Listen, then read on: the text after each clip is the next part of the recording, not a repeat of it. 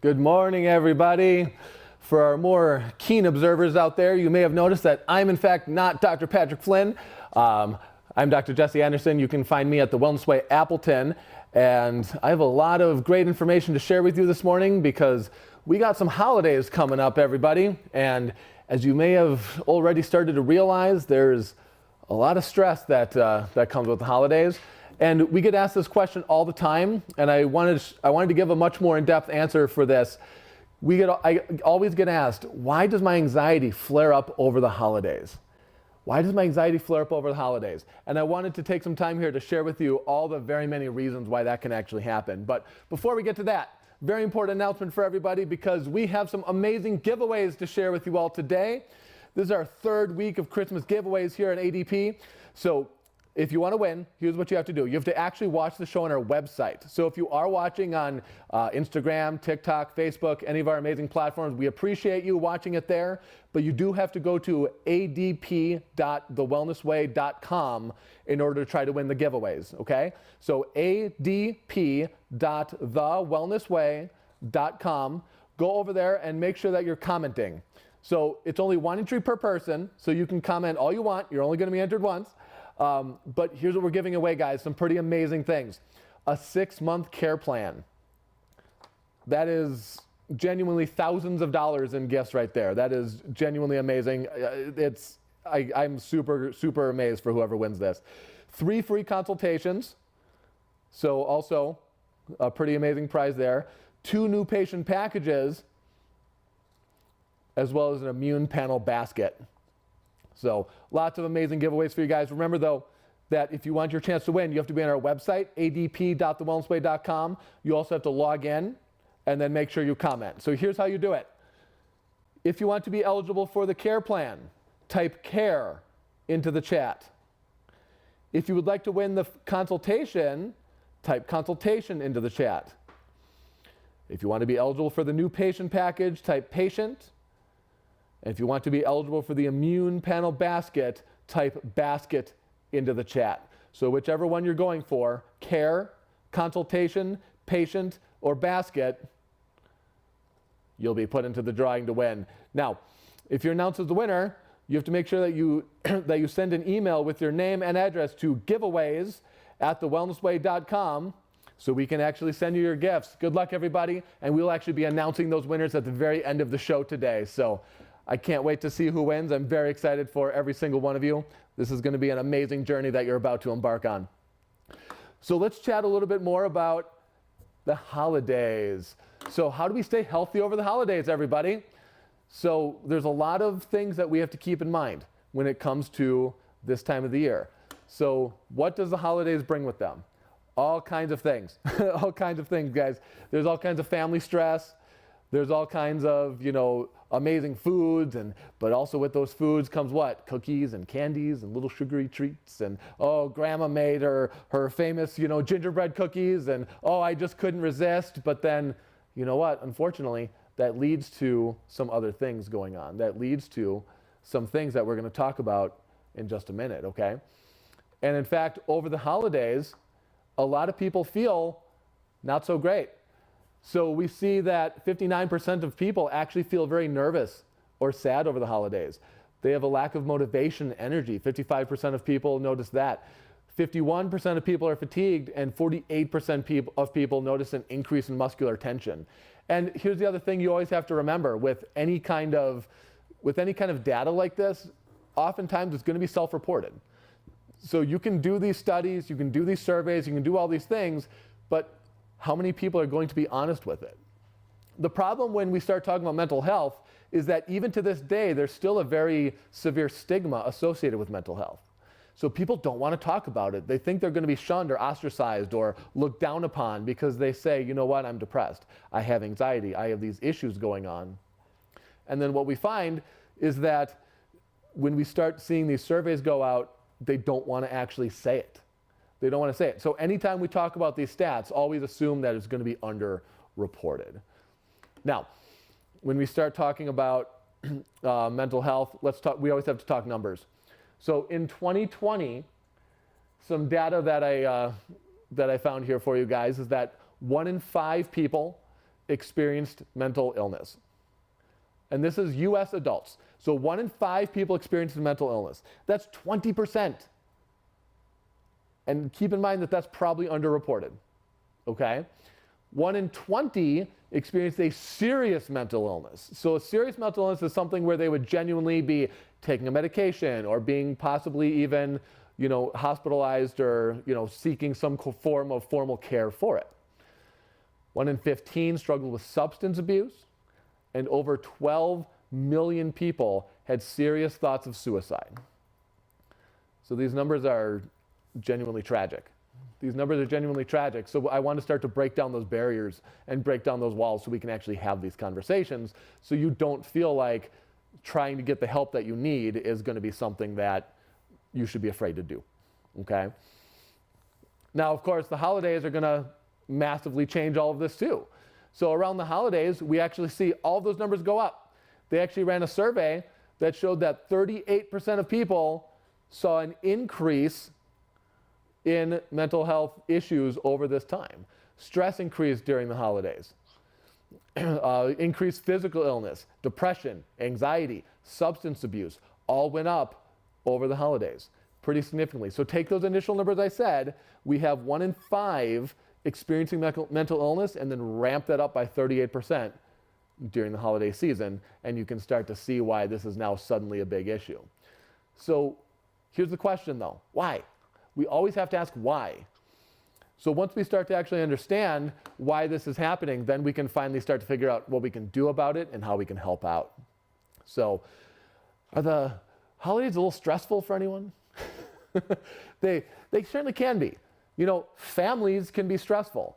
And you know what? For all of us, if you're more of if you're a patient at the Wellness Way or a devout follower of the Wellness Way, you probably notice that stress over the holidays goes up even more. Because now, you go to Christmas at your families and, oh, look, now they have all this food that you can't eat. And if you start, not eating the food or you decide to bring your own food, well, that just brings up all kinds of things that people get angry about. And foods become very emotional to the point where if you're not eating the food provided for you, people actually get very offended and very upset. And then, you start going to holiday events, and people, of course, always start talking about things that we don't necessarily always agree with all the time. So that's just going to ramp up stress. And even just the anticipation of that happening in the first place can often be very stressful as well. So what does stress do? How does stress actually affect us? Well, we have different hormones that are actually released in response to stress. First of all, epinephrine. You guys might know this by a different name, and that's adrenaline. What's adrenaline going to do physically to our bodies? It's going to increase our heart rate, it's going to increase our blood pressure, and that's in order to attempt to boost energy. So you hear about women, lifting cars up off their children. Why are children getting trapped under cars? I don't know. But this is always the example you hear. This woman lifted a car up off of her child. Well, it's because she's getting this massive adrenaline boost, which is allowing her to actually do this, okay? So then we get adrenaline starting to ramp up over the holidays, and that's always going to kind of put you a little bit on edge. And then on top of that, we have other stress hormones as well, namely cortisol. Now, cortisol is kind of the big one that we need to talk about here, because cortisol is more for long-term chronic stress. And what will cortisol do? It'll actually increase insulin levels. And it's also going to be responsible for inducing that fight or flight state. The thing about stress is that everyone responds to stress actually in the same way, but it doesn't matter what that stress is. Internally, you're responding to all stress the same. So what's going to happen when you're responding to stress? Your body doesn't care about anything that's metabolically inefficient, because it doesn't matter if there's impending holidays, or you get cut off in traffic, or you have deadlines at work, or you're literally being chased by a bear. You're going to see your immune system go down. You're going to see your digestive function decrease. You're going to see your heart rate start to go up. Your breathing rate's going to go up, okay? Your breathing is going to become a lot more rapid, but a lot more shallow as well. So we start to see a lot of this physical change in response to it. If you're being chased by a bear, do you care about proper digestion absorption of your food? Do you care about proper reproduction at that moment? Absolutely not. Do you care about thyroid function, which is going to regulate heat balance and provide proper metabolic balance and things like that? No, you don't care about any of that. Because if you do not get away from that stressor, if you do not get away from that bear, I promise you one thing, that stress is ending one way or another. You either get away or you don't. That stress is gone regardless, right? It's actually going to decrease your ability to physically grow and repair. So I actually have several patients with like active open wounds, and their body's not actually allowing that to heal and repair because their body is under such stress. Now, I'm not necessarily just mental stress at this point. Remember, guys, whenever we talk about stress, we're talking about what we always refer to as the 3 T's: trauma, toxins, and thoughts. And there's a pretty amazing story about a patient I'm seeing right now who has these open wounds on his legs, and he's constantly getting infections in his extremities, and they're actually regularly amputating his toes and things. And he's been trying to get a skin graft for years, but his body wasn't able to hold the skin graft because his body wouldn't actually heal fast enough to allow the skin graft to take hold. And now we've been working together for probably a little less than 6 months, I would say. And he just went in for another skin graft, and they said they did a tissue sample and they found that he's actually eligible for a skin graft now because they found that his tissue is able to repair enough and heal enough to the point where it will hold that skin graft, which is just genuinely amazing, because we're decreasing that stress on his body to allow that tissue repair to occur. We're actually allowing that growth of new tissue to start to occur much better. Now, what happens when you have long-term activation of these stress hormones? That's where we start to see problems. That's where we start to see things like anxiety and depression come in. And all of these things that I just said become chronic health issues now. We see digestive concerns happen. We see headaches, muscle tension and pain. Blood pressure goes up, heart disease, because remember, your heart rate's increasing. We now have a massively increased heart rate for long periods of time. And then what's going to happen? We're actually going to see that starts to take its toll and start to damage the heart over time, right? If you chronically have very high levels of stress hormones, are you going to be able to go to sleep properly? Absolutely not. Absolutely not. You'll start to go up in weight, and obviously memory and concentration issues start to occur as well, okay? So when we see these stress hormones chronically go up and stay high for a very long period of time, that's when we really start to see a lot of these health issues occur. And typically, these stress hormones are supposed to get you through a short-term kind of thing. The problem is today, we live in a very different world than we did thousands of years ago. So today, that stress never goes away. That stress is always with us, and because, of course, we're humans, we are capable of higher brain power, which means that we're always thinking and always worrying about what's going on and what's going to be happening around the corner. There's a really interesting book that's called "Why Don't Zebras Get Ulcers?" And it's kind of a funny title, but if you think about it, it's true. Because you think about a zebra, it's minding its own business, doing its own thing. There's lions right around the corner, and they know it. Are they stressed out about that lion? No. And they could genuinely just be killed at any moment. At any moment, they could instantly just have a lion upon them, and they could be being eaten. Yet are those zebras worried about it constantly? Do they always think, ooh, is that lion over there? Where's that lion going to come from? Now, they might hear a noise, and they might perk up. And then, if they do see that lion starting to impendingly come at them, now those stress hormones hit real fast. Those stress hormones hit hard, and they're running, they're bolting, they're taking off for their life. And you know what? Let's say they get away. Let's say the zebra gets away. What's it going to do? Is it going to sit there worried about where that next lion's going to come from? No, it's already forgotten about that lion. It's going to go back to eating. It's going to go back to eating, which is why we don't see a lot of these chronic health problems in other forms of animals, because they don't have all of the stress that we have. Our lives have become so fast-paced that we always have these constant things that we're worrying about and stressing about, and it's becoming a huge problem. Now, when we start talking about hormones, we also have to talk about a different category of hormones, and these are what we call neurotransmitters. Now, these are a little bit different than hormones, but they're effectively the same thing. I like to call them hormones for the brain. And what's the first one on this list? Adrenaline. Adrenaline's kind of in that gray area between it's kind of a hormone, kind of a neurotransmitter. It actually kind of fits both categories. So we actually list adrenaline as both. But then we also have other names you might have heard of before, and we'll talk about these in more detail. But we have things like dopamine and serotonin and GABA and glutamate and things like that. And a lot of these are medicated for, and we'll talk about a lot of these as we move forward here. So let's talk a little bit more about the adrenals. When our adrenal glands are constantly producing things like what? Cortisol, adrenaline, all these things, we have to look at what else the adrenals make. And if the adrenal glands are busy doing other things, if they're too busy worrying about chronic stress, well, now they're not going to make other things that they're supposed to make, such as dopamine.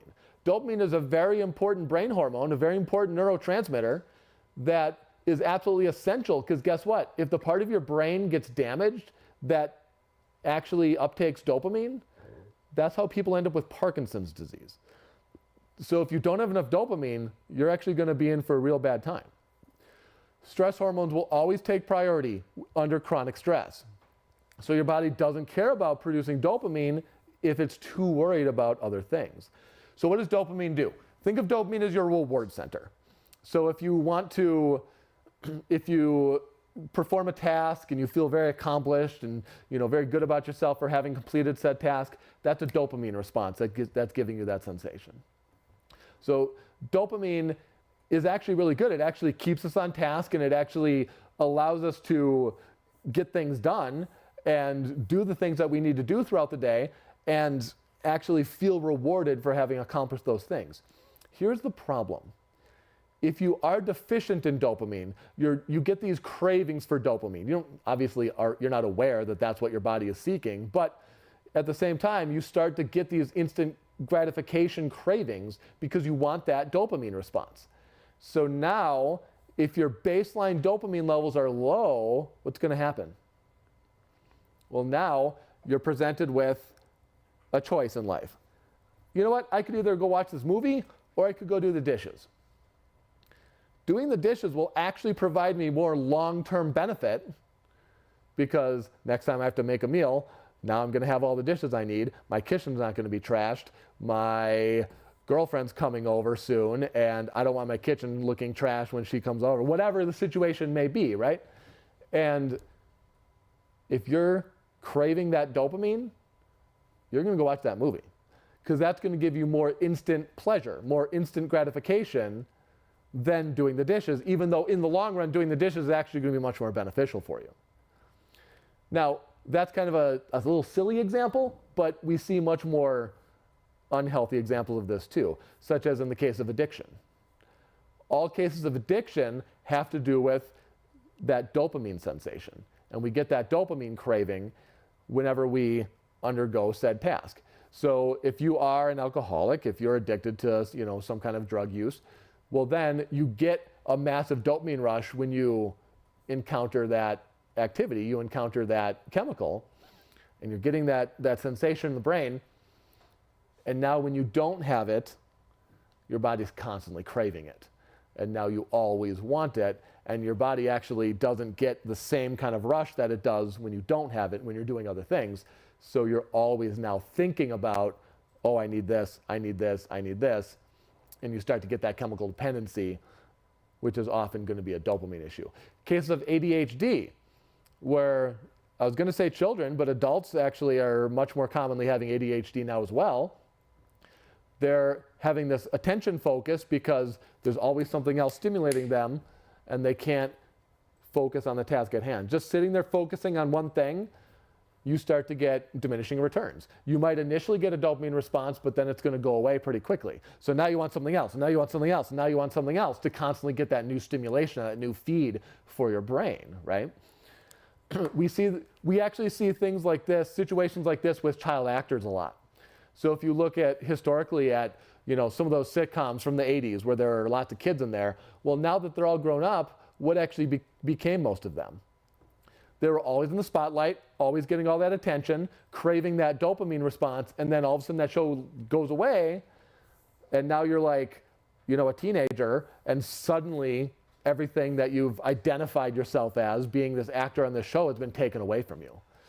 and you're not getting that constant spotlight. And you go to the grocery store and people don't even know who you are anymore, instead of being rushed by people trying to, get your autograph and whatnot. And we see a lot of child actors actually end up becoming drug addicts. And we see a lot of other things happen in situations like that. So dopamine is going to be, your brain is wired to get a dopamine response. And it's a matter of, do I want that short-term reward, and ignore long-term consequences? It's all about how much dopamine is already there to actually need that new stimulus, right? So the next topic I'm going to talk about is going to be pretty expansive. So before we get to that, I just want to remind everyone to make sure that you're entering for our drawing.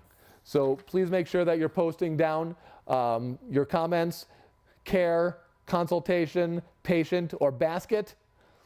Get that in the chat to make sure that you enter the drawing. Now that has to be done on adp.thewellnessway.com. So everyone, please make sure that you're watching over on our website in order to get that comment in. You will have to log in to actually allow that comment to show up. So please make sure you're logged in. Get entered in that drawing so you can actually win some pretty amazing stuff here, guys. Okay. What else is going to lead to a lot of these issues? What else do we see all the time ramp up over the holidays? We just had a holiday completely dedicated to this thing back at the end of October. And that's going to be sugar. Sugar, sugar, sugar. Because guess what, guys? When you're stressed out, do you come home from a really stressful day and say, oh my goodness, I just really crave an organic salad? No. You want sugar. You want chocolate. You want that quick stimulus. Why? Why? Why is sugar so important? Well, here's the thing. Eating other forms of foods is actually much more complicated. Eating fats and proteins takes a lot of energy and a lot of effort to actually break those foods down and absorb them. So when you are stressed out, we're going to see digestion decrease, right? We're going to see a lot of these other changes happen inside the body. Physiological changes happening from mental stress. To be honest, I've seen more physical symptoms from mental stress than anything else at all. So when we start to see this mental stress and our digestion starts to go down, our bodies don't want to actually try to break down these more complicated foods. It wants that quick energy source. It wants that quick boost. And the thing that's going to give it that quick boost more than anything else is, in fact, sugar. Now, I do want you guys to understand that when I say sugar, I'm referring to all processed grains because they're going to digest just like sugar does. What the heck is a processed grain? Well, wheat, number one, is always going to be processed. I don't care if it's, 12 grain, healthy, harvest, healthy, whatever bread, or if it's Wonder Bread. It's all still very highly processed and refined, and it's going to be digesting in your body just like sugar does, okay? Other things, corn, barley, and rye. Those are predominantly the more processed, refined grains. Does that mean other grains aren't processed or refined? No. No, there's bad versions of everything, right? So if you're going to go grab a box of minute rice, maybe we shouldn't be doing that. If you're going to go grab some kind of Uncle Ben's whatever meal thing, well, that's going to be very processed and refined as well, okay? It's when we start looking at organic jasmine rice that, you know what, I have less of an issue with that. If you're going to get some oatmeal and you're going to, microwave your water, pour that over your little oatmeal packet and dissolve the little eggs to get your gummy dinosaurs in your oatmeal. That was my favorite as a kid, by the way. I gotta throw that out there. Well, then this is a very highly processed, refined grain, and you're going to start to have issues with that, okay? So what does the effects of sugar have on your body? Well, lots of things. So sugar, first of all, is going to decrease liver function. Sugar obviously causes weight gain. I think everyone knows that by now. In fact, it's pretty funny because the food industry paid so much money, the sugar industry in particular, paid literally billions of dollars to convince everybody that eating fat is responsible for everything that sugar did. It's going to increase fatigue. It's going to decrease kidney function. It's going to accelerate the aging process. It's actually going to make you more hungry and can massively, massively impair your hormones, okay? Now, hormones actually can get affected by different things between men and women. Yes, there's a difference between men and women. I know that's shocking. I hope you're sitting to hear that news. So for a woman, your hormones are going to be depleted by what? Mental stress. Mental stress is going to affect a woman's hormones more than anything else. Does mental stress affect a guy's hormones? Has a guy ever had a really stressful day and come home and still wanted to have sex? All the time. Yes, guys don't care. Guys don't care about mental stress. We deal with it, we get over it, it's fine. But what's going to deplete a man's hormones more than anything else? Sugar. Sugar, sugar, sugar. Now, as far as mental health is concerned, sugar can also have some pretty devastating effects on the body as well. It's actually going to cause cognitive decline. Sugar's actually been linked to Alzheimer's disease now. In fact, they even refer to it as type 3 diabetes because they actually start to see degeneration of nerve tissue because of too much sugar. We're going to see an increase in anxiety and depression. Sugar is actually more addictive than cocaine. They did this amazing study where they took cocaine-addicted rats. These rats were addicted to cocaine. They put them in a cage. They had one water bottle laced with sugar, one water bottle laced with cocaine. Every single one of those rats preferred the water bottle that was laced with sugar when they were given the choice. It was pretty wild. Sugar is also going to massively decrease your immune system as well. So sugar can have massive, devastating, damaging effects on the body. When we start to eat sugar, what's going to happen? We're going to see an insulin response. Insulin is produced by our pancreas. Do we need insulin to uptake fat and protein? No. We only need insulin to uptake carbohydrates. And sugar is going to be the most pure, refined form of carbohydrate. So we're going to see a massive spike in insulin. And what's going to happen when we see that spike in insulin? Insulin is used to actually allow a cell to uptake sugar. But if we're eating a more refined processed carbohydrate, that insulin spike is going to ramp up, but then it's going to drop off very rapidly. And it's actually that massive rapid drop in insulin that starts to cause a lot of actual symptoms. We start to see people get more hungry because they suddenly saw a rapid drop in insulin. In fact, I have a personal story about this. Before I was doing any of this and I was still in school, I was always hungry, all the time, nonstop. So I would eat my bowl of cereal for breakfast with my skim milk poured into it, right? Because that's healthier for you, remember, because fat is the devil. I am being sarcastic. Skim milk is actually worse for you than regular milk, but you shouldn't be drinking milk anyway. So I would take my skim milk, I'd pour it into my cereal, wolf it down, and then run out the door, because usually I'm, already late and trying to frantically to get to class on time.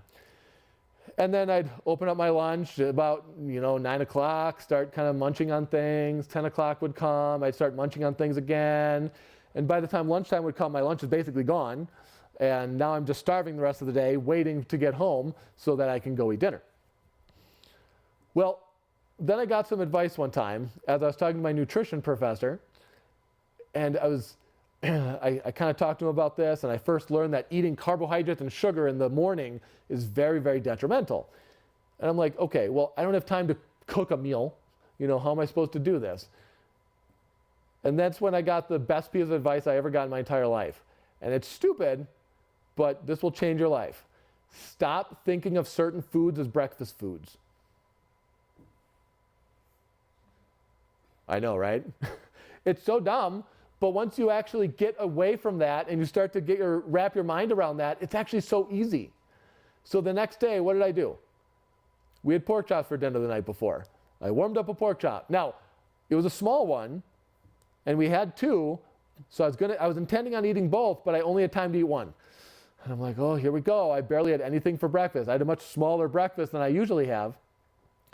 So then I go to class. 9 o'clock rolls around. You know what? I'm actually not hungry. Interesting. 10 o'clock comes and goes. You know what? I'm actually not hungry now either. It comes to be lunchtime. I open up my lunch. I eat it because it's lunchtime, but I wasn't really hungry. I didn't need to. And then I get home, and I'm still not hungry the rest of the day. Today, I actually eat less than I ever have in my entire life, and I'm never hungry anymore. I never feel actively hungry because the foods I eat are a lot more nutrient dense. and I'm staying away from the more processed refined grains. Okay? So the other thing that this is doing to our bodies is that our body wants to uptake that insulin. Our cells uptake that insulin so that we can actually get the sugar into the cell. Now, as we're uptaking sugar into a cell, it's going to cause other problems. Lots of other problems happen with sugar. For one, the same receptor that uptakes sugar will also uptake vitamin C. So if you're eating way too much sugar, now your immune cells are going to be more likely, the more sugar you're eating, the more likely they are to bind a sugar molecule than they are to bind a vitamin C molecule. And you can actually decrease immune function that way, and you start to see a decline in your immune system. So we start talking about the holidays, sugar starts ramping up. Sugar starts ramping up. We have a holiday in October all about eating as much sugar as possible. Then a month later, we have a holiday all about just eating as much food as possible. That kicks off the holiday season where we're eating tons of cookies and chocolates and little sugary treats and whatnot. And then we have a holiday all about staying up as late as possible. So for 3 months, we completely abuse ourselves and we don't take care of ourselves and our diet goes out the window. And my January spent with people apologizing to me about how they behaved over the last 2 months. And then, oh, guess what, guys? It's cold and flu season. It's now cold and flu season. Better go get your flu shot. Is that what we need? Is that really what we need? What else happens around that same time of year? I don't know where you guys live, but I will promise you that here, look outside, there ain't a whole lot of sunshine going on. So we're not getting any vitamin D from the sun either, which is also going to massively deplete our immune response. Now we're going to talk more about the immune system later, but always remember that we're compromising our immune system around this time of year much more as well, okay? Now let's go back to the insulin response with sugar. There's certain cells in our body that do not need insulin to uptake sugar because nervous system cells, the brain, the spinal cord, the nerves, they actually can only use sugar for energy. Wait a minute, didn't I just say sugar is really bad for us? Yes, sugar is, but that doesn't mean I'm demonizing all carbohydrates. All carbohydrates are broken down into sugar in our body. That's 100% true, but do you know what else is carbohydrate? Broccoli, carrots, cauliflower, Brussels sprouts. Am I telling people not to eat vegetables? Of course not. There's good and bad versions of everything, guys. We have carbs that are good for us, carbs that are bad for us. We have fats that are good for us and bad for us. We have proteins that are good for us and bad for us. It's just a matter of, number one, the quality of that food, and then what that actual food is, how it was made, how it was prepared. So vegetables are a great way to get your body enough carbohydrates to survive. And that's why actually I'm not a big fan of keto. Because keto is a backup system. Keto is actually how your body can feed the brain and the spinal cord in the absence of carbohydrates.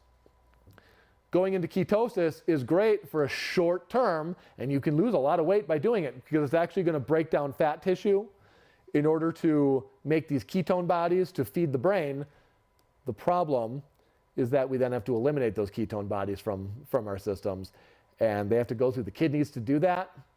And that's very toxic and damaging to the kidney. So over time, you can actually start to see massive kidney disease happen from that. But that was a little bit of an aside. So back to how too much sugar affects the brain, we can actually start to see now that with too much sugar, over time, we're actually going to start to damage our nervous system. Because too much sugar in any cell causes cellular death. Okay? That's why we actually end up with type 2 diabetes. Believe it or not, if you're type 2 diabetic, if you did not get type 2 diabetes, if your body did not go through that disease process, you would be dead. You'd already be dead because so many of your cells would be dying off, so many of your organs would start to fail that you would actually already be dead. So type 2 diabetes is an adaptation process to allow your body to survive given the circumstances. Well, now let's take some cells that don't need insulin and constantly uptake that sugar there. Now we actually start to see cognitive decline. They're now calling Alzheimer's disease type 3 diabetes because too much sugar over time can start to cause that damage to the brain and actually lead to Alzheimer's disease. You also hear about diabetic neuropathy. People start getting pain in their foot or start getting, shooting pain down their leg because those nerve cells are starting to die off. You hear about diabetic blindness because we're actually killing off the nerve cells that allow us to see.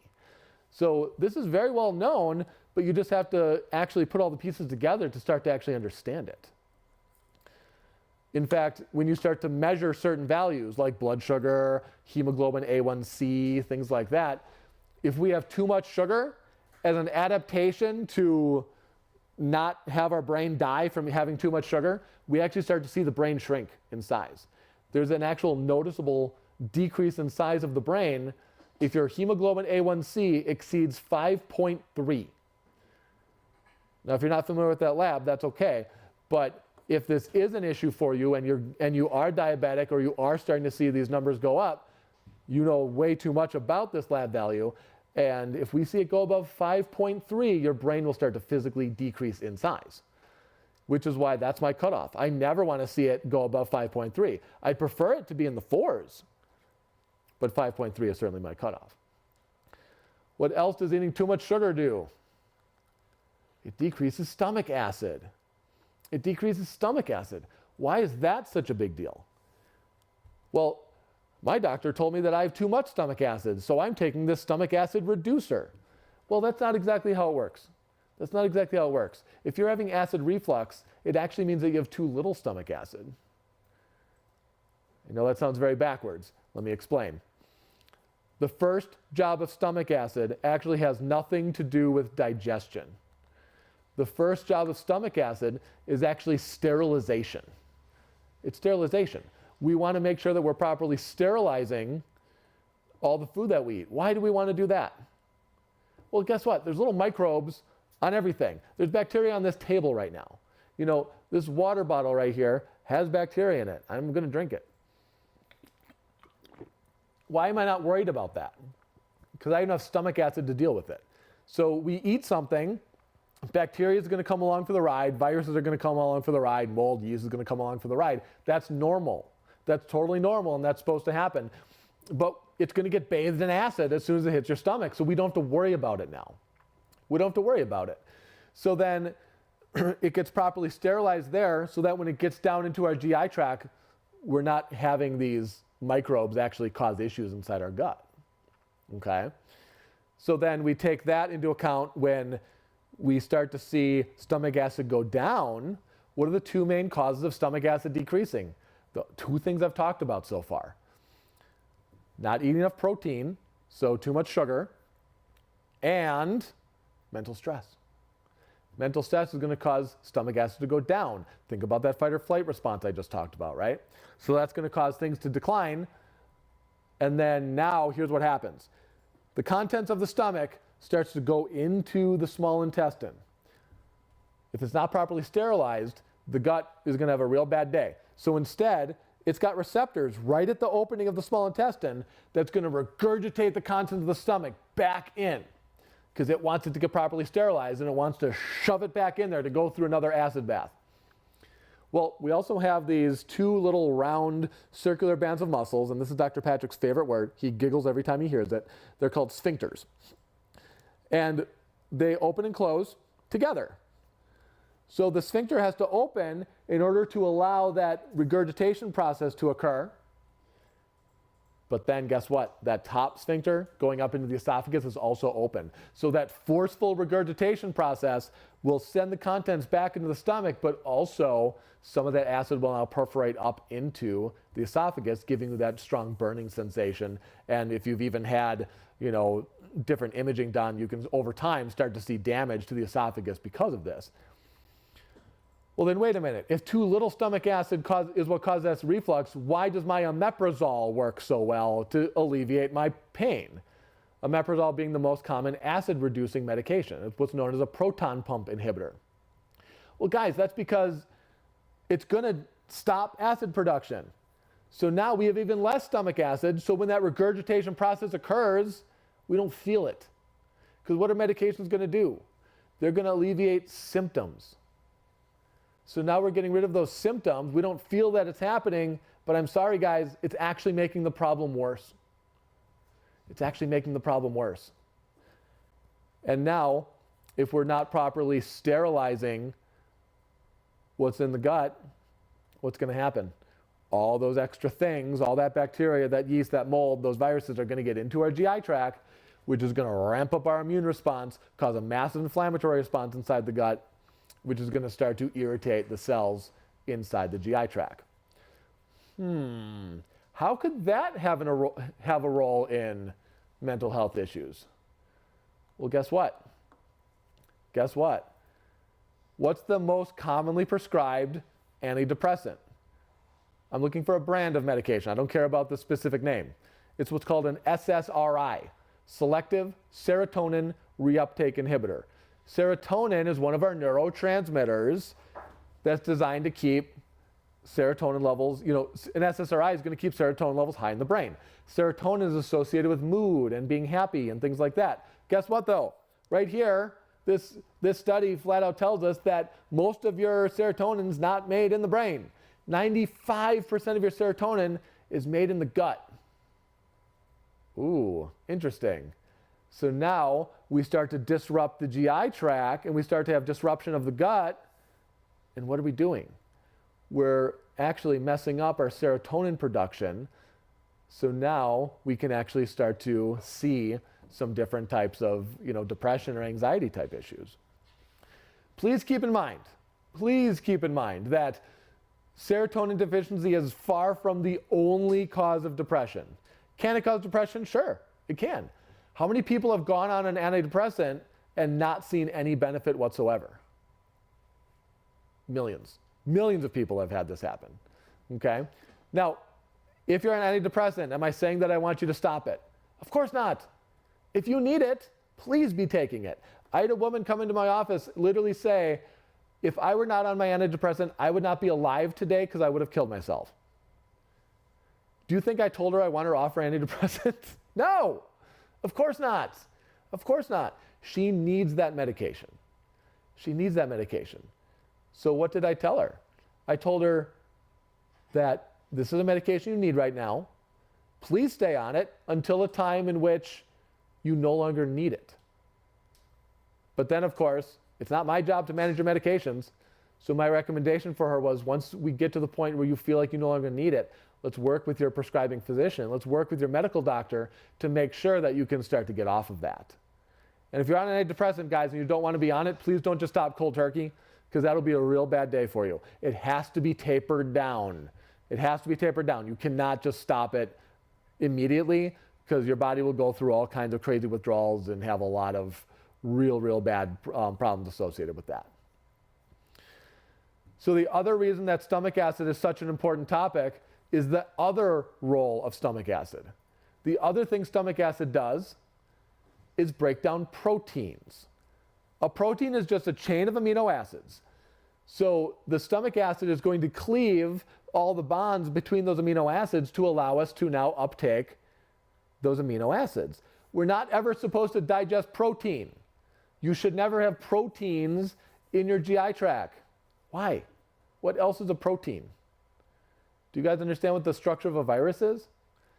We have a protein coat with some kind of nucleic acid inside, be it DNA, RNA, one of those guys. If we see a protein inside our gut, what's our immune system going to do? It's going to freak out because it thinks now that there's a virus in there trying to get in. Okay? So it's going to start to, again, ramp up and flare up and cause a massive inflammatory response in an attempt to kill off that virus, when in reality, we're just not breaking our proteins down enough. So you need proper stomach acid in order to break down those proteins. A very common and well-known side effect of acid-reducing medications is what, guys? Depression. It's very well known, which is why if you even look at the medical research and the medical literature, it flat out says to never be on a PPI, never be on an acid-reducing medication for more than 2 weeks. Yet, I have patients who've been on it for 15 years. If their doctors actually paid attention to what they're told to do, they would know that this is not something you should ever do. Never more than 2 weeks is what it flat out says. So why do we also want to make sure that we're breaking down amino acids properly? Well, that's because we need those amino acids to make our own proteins. Remember these guys? Remember these neurotransmitters that I talked about? They're all proteins. They're all proteins. So if we don't have enough protein, if we don't have enough amino acids to make these, now we start to see a decline in production as well. Okay? So let's talk about other things that sugar consumption does. Sugar's a pretty big topic, guys. And by the way, little aside here again, we're actually hosting a no sugar challenge next month. We actually have a Facebook page, if you want to check it out, called the No Sugar Challenge Group.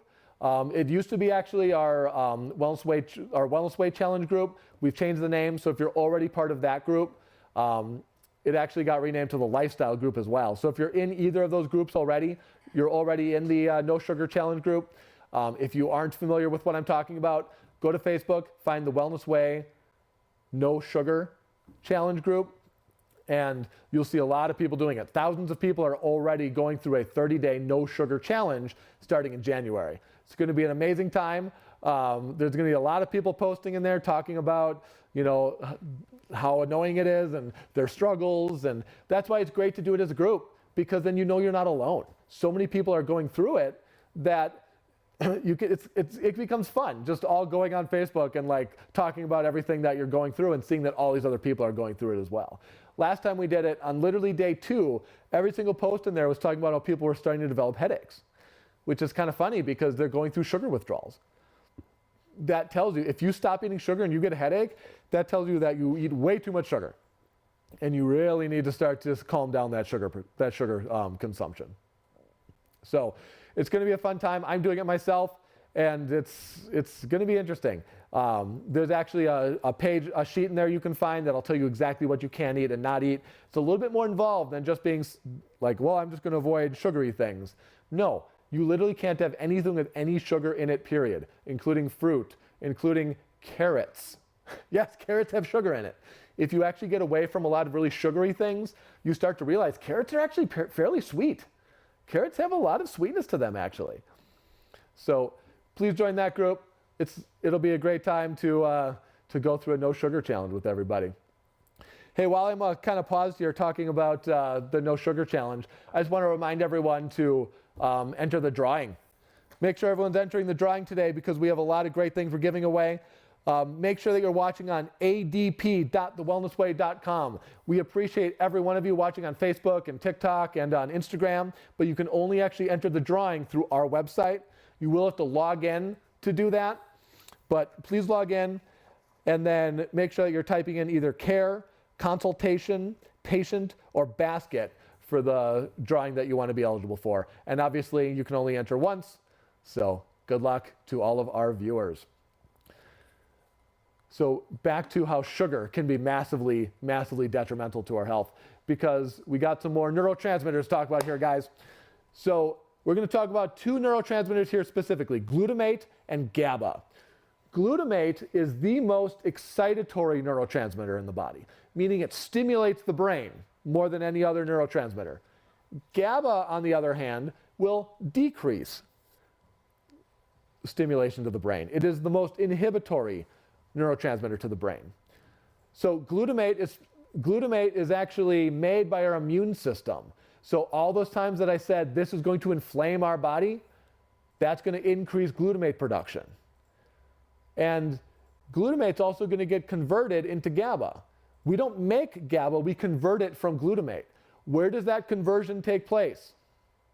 In the liver. So when I initially talked about sugar decreasing liver function, eating sugar is going to slow that production. Plus, there's an enzyme called glutamate decarboxylase that you need to allow that conversion to happen, and eating sugar will actually prevent that enzyme from being produced, so now you can't do that conversion. Amazing things about GABA. Not only is it the most inhibitory neurotransmitter for the brain, also it's stored in the pancreas, and it's very protective of the pancreas. It actually protects the pancreas from additional damage. So now suddenly, When I was talking about diabetes before and insulin resistance, and we start to get too much sugar uptaken into the cell, and that's going to start to kill off those cells, so we start to, denature the receptor that's going to uptake the insulin. That's what's referred to as type 2 diabetes. There's something else called type 1 diabetes, which actually is an autoimmune condition. It's an autoimmune destruction of the pancreas, so our pancreas cannot produce insulin. Well, if we now start to eat too much sugar, which is overworking the pancreas now, by the way, guys, but on top of that, we start removing the protection of the pancreas through GABA. Now it's going to be much more susceptible to damage, and we're going to start to see type 1 diabetes ramp up quite a bit. We actually oftentimes see type 2 diabetics become type 1 diabetics. That's a fairly common thing. So they used to actually have different names, which is funny too. Type 1 diabetes used to be called juvenile onset diabetes. Type 2 diabetes was called adult onset diabetes. We're seeing a massive shift in that now. We're seeing a lot of adults get type 1, but the really unfortunate thing is we're also seeing a lot of children get type 2 because of how much sugar children are eating. Childhood obesity is at an all-time high, and it's only going to get worse, and it's only going to go up because of just how much sugar is running rampant through children's foods. And the problem is, foods that are normally considered very healthy are actually also some of the worst, unhealthy, most detrimental foods out there. So please stay away from that. We hear wheat, dairy, soy as health foods. Oh yeah, we need more whole grains. Get more whole wheat in your diet. Milk does a body good. Well, those are some of those inflammatory foods on the planet. Who's eating gummy vitamins? Who's taking gummy vitamins? Well, now you think you're trying to nourish your body by taking these vitamins, but they're all coated in sugar. So you're actually inflaming your body at the same time as trying to nourish your body. So do you see how that disconnect happens? We see kind of a big problem there. Also, when we see this ramp up of the immune system, when we see our bodies get really inflamed, what also can inflame our body? What's the actual role of inflammation? It's our body's messenger system. It's our way of saying, hey guys, there's a problem over here. We should probably fix that. If I were to open up a door and slam my hand into it, what would happen? My hand would swell up real big. It would be warm to the touch. It would take on a red color. And we would see it get very inflamed. It's my body's attempt to try to heal the damage going on in my hand.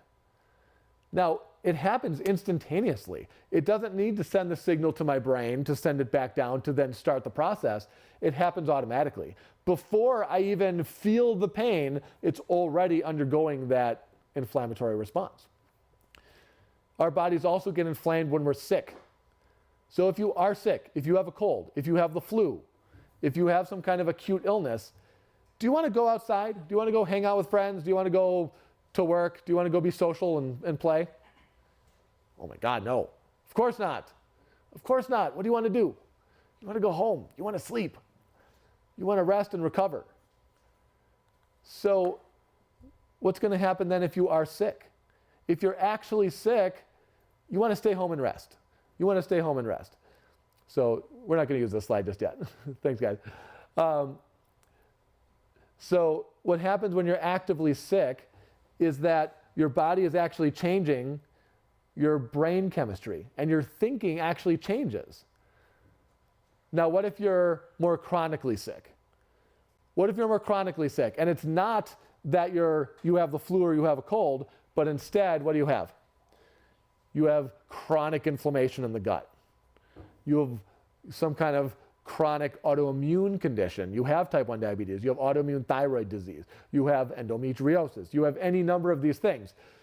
Now our bodies are going to change. We're going to see a lot of that same inflammatory process occur and start to affect the brain in the same way. So now we go to work, we need to leave, we need to go do things, and what are we thinking? You fool, why are you doing that? You can't go outside, you need to sleep, because your brain's trying to get you to heal and recover. Your brain wants you to go to bed. Yet you try to leave and you're trying to go do things and your body's yelling at you, don't do that. Oh, well now I don't want to leave the house and I don't want to go out with people. My friends are calling saying they want to go do something and I just want to stay home alone. Oh, now you get labeled. Oh, you're depressed. Yep, you're depressed. Well, let's flip that now. Let's flip that. Let's say you force yourself to go out and you need to go do things. You have to go out and go to work and go to the grocery store and do these things because you have a life. You don't have any acute illness symptoms, so you have no excuses to not do these things. But the whole time you're away, what's your brain thinking? Oh God, why am I here? What am I doing? I just want to go home.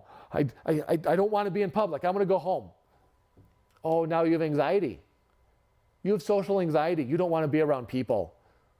You start getting really nervous and anxious when you're around other people and in public. Well, of course. This is what your brain's telling you to do. Your brain is just responding to the signals that it's being sent. There's nothing wrong with your brain. Please remember that. There's other things going on. And once you identify what those causes are and what those triggers are, only then can you properly get the help that you need. How are you going to learn what those triggers are? How are you going to learn what it is? You need to get tested. You need to make sure that you're getting tested in order to know what your cause is. So remember when I talked about those stress hormones, cortisol? Guess what? We can test for that. We can test for cortisol, and we can actually see whether your levels are very high or if they're pretty depleted. Okay? Cortisol should naturally fluctuate as the day goes on. Cortisol should start really high in the morning and peak first thing in the morning. It should drop off pretty rapidly by about noon, and then it should kind of peter out as the day goes on and hit its absolute lowest point at the end of the day. Then it should slowly climb back up overnight and peak again first thing in the morning. Well, here's the problem. Sometimes when we measure it, we see that your morning cortisol, your cortisol levels are so darn high that we actually have to shrink the normal graph in order to fit your numbers on there. And that's a problem when we see that occur, right? So we need to pay attention to where your stress hormones are. And if we don't know where your stress hormones are, what are we going to do? We don't know. So we can't properly get you the help that you need. Hormones. Guys, would you agree that hormones can affect your brain a little bit? Yeah, they certainly can. They certainly can. So let's test your hormones. Let's see where your hormone levels are at. How about testosterone? Can you measure testosterone? Absolutely. You can measure it through lots of different ways. Can you measure your estrogens? Can you measure progesterone? Can you measure your other types of hormones? Yes. And we encourage you to do so because only then will you know how to properly balance those hormones out and why it's happening. Do I have a hormone deficiency? Do I have a conversion issue? Because if it's a hormone deficiency, well, now you're not producing the hormone levels that you need. If it's a conversion issue, now it's actually much more of a liver problem. Now it's much more a liver problem. And like I said before, for women, mental stress can massively affect their hormones. Progesterone converts directly into cortisol. And every woman knows this. They don't realize they know it, but they do. Because if you have a very stressful month, what can happen? What can happen to your menstrual cycle? It might get delayed or you might skip it entirely. Why? Why does that happen? It's because all of your progesterone is being converted into cortisol and you actually don't ovulate that month because you don't have enough progesterone to allow ovulation to occur. So we need to make sure that we're testing these things. Other types of blood work we can test is going to be vitamin D. We can test testosterone through the blood. We can test the hormones through the blood. We can test all these other things.